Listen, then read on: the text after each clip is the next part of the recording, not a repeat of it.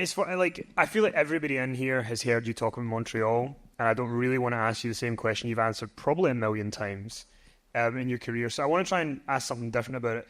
You can see that you and Bret are not getting on. You're completely different ends, and I'm not going to sit here and be like, poor you, or whatever, because obviously you had to do this thing and you made the decision to do it. But what's interesting is when you watch the Raws after Survivor Series 97, Bret's gone. For the next month on TV, you're doing stuff about Bret, whether it's a midget dressed as Bret Hart, where you put that was funny, where you put WCW on his ass and like kicked him out, or, embarrass Jim the Anvil Neidhart or whatever. So I guess my question for you is, Vince asks you to do this thing to, will you help me do what we feel we need to do?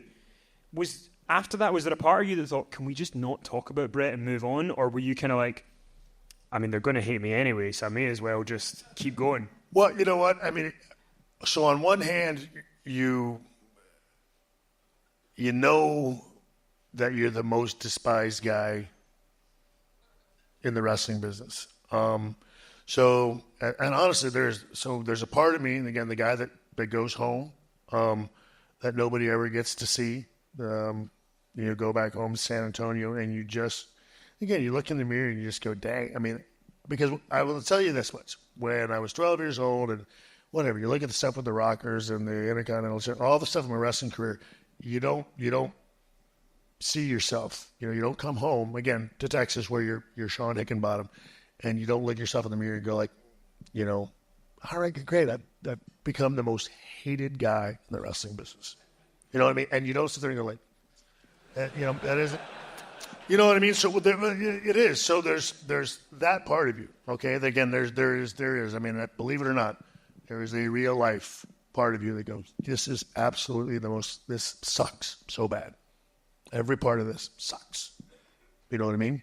And then you go to work and look, man, I put on the mask and I frickin', I would, you can't do something like that, in my opinion, and I will confess probably wrong and everything else, but at that time did not feel I could do that job with any amount of anything and have 1 ounce of break or guilt or shame or whatever. It had to be a freaking rock. And so I went back and I did it and I loved it and I shoved it in everybody's face and I freaking walked the walk and I talked the talk and then I went out there and told you I was going to rip the freaking house down. And I'd go out there and I'd rip the house down and I'd say, see, and then I'd walk out and that would be that. And then I'd go home and I'd go,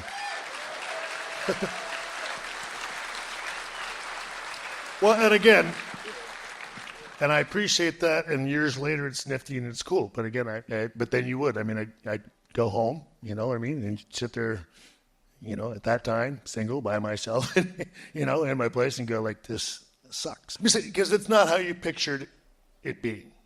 You know what I mean? This feeling now. This is, and it eventually, got like this. Clearly, right now, but but at that time you didn't know that, and all I knew at that time was, God, this sucks. You know what I mean? Again, on one hand, I guess you got what you always wanted, Shawn. You're on top of the wrestling world, but it frickin' sucks.